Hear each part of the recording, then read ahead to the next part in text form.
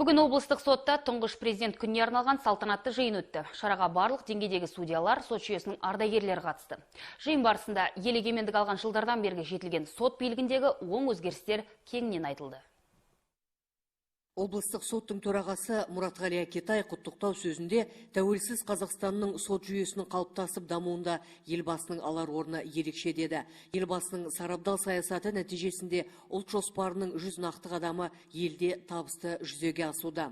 Әділдіктің ақ жолында қызмет атқарып келе жатқан біздер үшін сот жүйесінің мәртебесі жоғары деңгейге көтеру бағытында ерекше орын алған мазмұнды оқиғалардың бірі жария түрде қол қойылған Қазақстан Республикасының азаматтық процестік кодексінің жаңа редакциясы.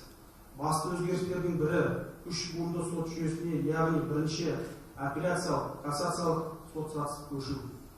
Елбасымыздың әрбір жолдауы халқымыздың әл-ауқатын жақсартуға, қуатты ел құруға, әрбір саланы дамытып, елеулі жетістіктерге жетуге, еліміздің нығаюына бағытталған. Президент халық бірлігінің, мемлекет билігінің, адамдар мен азаматтардың құқықтары мен бостандықтарының кепілі. 21 қарашада өткен Қазақстан Республикасы судьяларының 7-ші съезінде елбасы судьялар алдында маңызды міндет қойғаны белгілі. Ақтөбелік судьялар ел тәуелсіздігінің 25 жылдығы қарсаңында өткен съезде көтерілген мәселелер мен Қазақстан Республикасы тәуелсіздігінің 25 жылдығы декларациясының қабылдануын қолдап, маңызды құжаттың мақсат міндетін талқылады. 7-й внеочередной съезд судей прошел в истории. Елбасымыздың қатысуымен өткен судьялардың 7-ші съезінде жауапкершілік жүгі ауыр қызметімізге ерекше көңіл бөлінді.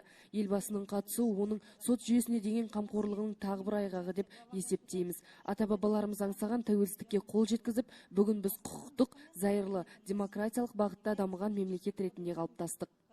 Тұңғыш президент күнімен ел тәуелсіздігінің 25 жылдығы қарсаңында ұйымдастырылған шарада облыстық соттың төрағасы Мұратғали Акетай, жоғарғы сот төрағасы Қайрат Мәмидің және облыс әкімі Бердібек Сапарбаевтың атынан үздік сот қызметкерлерін марапаттады. 7 судьяның еңбегі еленіп, алғыс хат табыс етілді.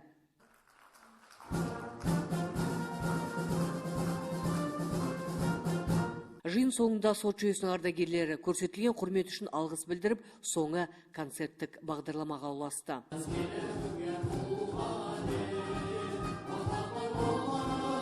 Венера Сергазина, Мирлан Аманжолов, Қазақстан, Ақтөбе.